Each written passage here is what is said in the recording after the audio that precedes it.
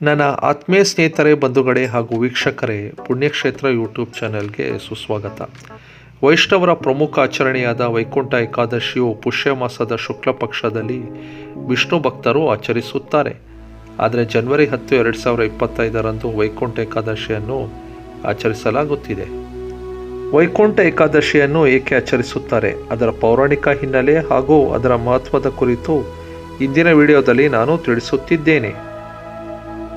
ವೈಕುಂಠ ಏಕಾದಶಿಯ ಪೌರಾಣಿಕ ಹಿನ್ನೆಲೆಯ ಕಥೆಯನ್ನು ಈಗ ನಾನು ವಿವರಿಸುತ್ತೇನೆ.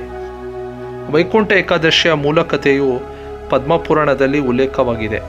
ಮುರಾಸುರ ಎಂಬ ಅಸುರನಿದ್ದನು. ಸೃಷ್ಟಿಕರ್ತ ಬ್ರಹ್ಮನಿಂದ ವರವನ್ನು ಪಡೆದು ದೇವತೆಗಳನ್ನು ಇನ್ನಿಲ್ಲದ ರೀತಿಯಲ್ಲಿ ಕಾಡಿ ತೊಂದರೆಗಳನ್ನು ಕೊಡುತ್ತಿದ್ದನು.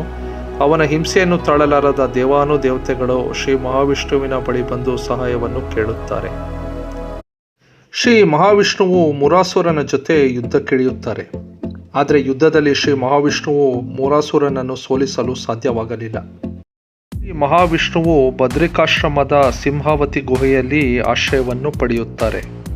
ಮುರಾಸುರನು ಶ್ರೀ ಮಹಾವಿಷ್ಣುವಿದ್ದ ಸಿಂಹಾವತಿ ಗುಹೆಯ ಕಡೆ ಬಂದು ಶ್ರೀ ಮಹಾವಿಷ್ಣುವನ್ನು ಹಿಂಬಾಲಿಸಿದಾಗ ಶ್ರೀ ವಿಷ್ಣುದೇವರು ಯೋಗಮಾಯಾ ದೇವಿಯನ್ನು ಪ್ರಕಟಗೊಳ್ಳುವಂತೆ ಮಾಡಿದರು. ಯೋಗಮಾಯಾ ದೇವಿಯು ಶ್ರೀ ವಿಷ್ಣುದೇವರ ದೈವಿಕ ಶಕ್ತಿಯಿಂದ ಸೃಷ್ಟಿಯಾದವಳು.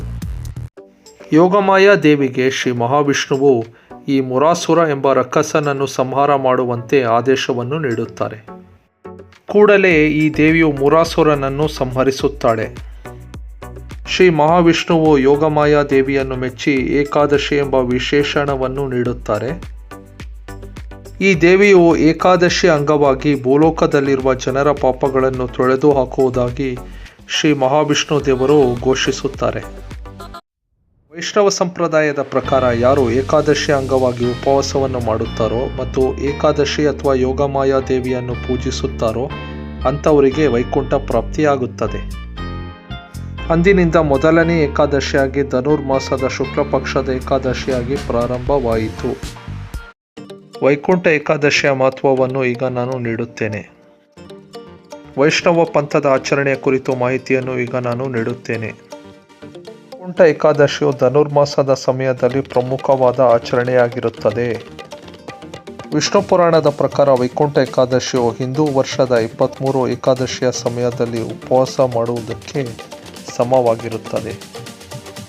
ವೈಷ್ಣವ ಸಂಪ್ರದಾಯದ ಪ್ರಕಾರ ಉಪವಾಸವನ್ನು ಶುಕ್ಲ ಪಕ್ಷ ಮತ್ತು ಕೃಷ್ಣ ಪಕ್ಷದ ಎಲ್ಲ ಏಕಾದಶಿಗಳಿಗೆ ಕಡ್ಡಾಯವಾಗಿದೆ. ಶೈವ ಪಂಥದವರು ಆಚರಿಸುವ ಏಕಾದಶಿಯ ಕುರಿತು ಮಾಹಿತಿಯನ್ನು ಈಗ ನಾನು ನೀಡುತ್ತೇನೆ. ಶೈವ ಪಂಥದವರು ವೈಕುಂಠ ಏಕಾದಶಿಯ ದಿನವನ್ನು ತ್ರಿಕೂಟ ಏಕಾದಶಿಯಾಗಿ ಆಚರಣೆಯನ್ನು ಮಾಡುತ್ತಾರೆ. ಈ ಆಚರಣೆಯು ಹಿಂದೂ ಧರ್ಮದಲ್ಲಿ ದೇವಾನುದೇವತೆಗಳು ಶಿವದೇವರಿಗೆ ನಮನವನ್ನು ನೀಡುತ್ತಾರೆ. ಶ್ರೀರಂಗಂ ತಮಿಳುನಾಡು ರಾಜ್ಯ. ಶ್ರೀರಂಗಂನಲ್ಲಿರುವ ಶ್ರೀರಂಗನಾಥ ಸ್ವಾಮಿ ದೇವಾಲಯದಲ್ಲಿ ವೈಕುಂಠ ಏಕಾದಶಿಯನ್ನು 20 ದಿನಗಳ ಕಾಲವನ್ನು 2 ಭಾಗಗಳಾಗಿ ಆಚರಿಸಲಾಗುತ್ತದೆ. ಮೊದಲನೇ ಭಾಗ ಪಗಲ್ಪತ್ತು ಅಂದರೆ ಬೆಳಗಿನ ಜಾವ 10 ದಿನಗಳು, ಎರಡನೇ ಭಾಗ ಇರಳ್ಪತ್ತು ಅಂದರೆ ರಾತ್ರಿ ಹೊತ್ತು, ಉಳಿದ 10 ದಿನಗಳು ಒಟ್ಟು 20 ದಿನಗಳು. ತಿರುಪತಿ ಆಂಧ್ರ ಪ್ರದೇಶ್ ರಾಜ್ಯ. ತಿರುಪತಿಯ ತಿರುಮಲ ವೆಂಕಟೇಶ್ವರ ದೇವಾಲಯವು ಶ್ರೀರಂಗಂನಲ್ಲಿ ಆಚರಿಸುವಂತೆ ಮುಕ್ಕೋಟಿ ಏಕಾದಶಿಯನ್ನು ಆಚರಿಸುತ್ತಾರೆ. ತಿರುಮಲದ ವೆಂಕಟೇಶ್ವರ ದೇವಸ್ಥಾನದಲ್ಲಿ ವಿಶೇಷ ದ್ವಾರವಿದೆ. ಆ ವಿಶೇಷ ದ್ವಾರದ ಹೆಸರೇ ವೈಕುಂಠ ದ್ವಾರ. ಯಾರು ವೈಕುಂಠ ದ್ವಾರದ ಕಡೆ ಹಾದು ಹೋಗುತ್ತಾರೋ ಅವರಿಗೆ ವೈಕುಂಠ ಪ್ರಾಪ್ತಿಯಾಗುತ್ತದೆ. ವೈಕುಂಠ ಏಕಾದಶಿಯ ಕುರಿತು ಮಾಹಿತಿಯನ್ನು ವಿಡಿಯೋ ಮೂಲಕ ನೀಡಿದ್ದು ಈ ವಿಡಿಯೋವನ್ನು ಇಲ್ಲಿಗೆ ಮುಗಿಸುತ್ತಿದ್ದೇನೆ. ಧನ್ಯವಾದಗಳು. ಈ ವಿಡಿಯೋ ನಿಮಗೆ ಇಷ್ಟವಾಗಿದ್ದಲ್ಲಿ ಈ ವಿಡಿಯೋವನ್ನು ಲೈಕ್, ಶೇರ್ ಆ್ಯಂಡ್ ಸಬ್ಸ್ಕ್ರೈಬ್ ಮಾಡಿ ಹಾಗೂ ಬೆಲ್ ಐಕಾನನ್ನು ಕ್ಲಿಕ್ ಮಾಡಿ ಅದರಲ್ಲಿರುವ ಆಲ್ ನೋಟಿಫಿಕೇಷನ್ ಕಾಲಮನ್ನು ಕ್ಲಿಕ್ ಮಾಡೋದನ್ನು ತಪ್ಪದೆ ಮರೆಯಬೇಡಿ.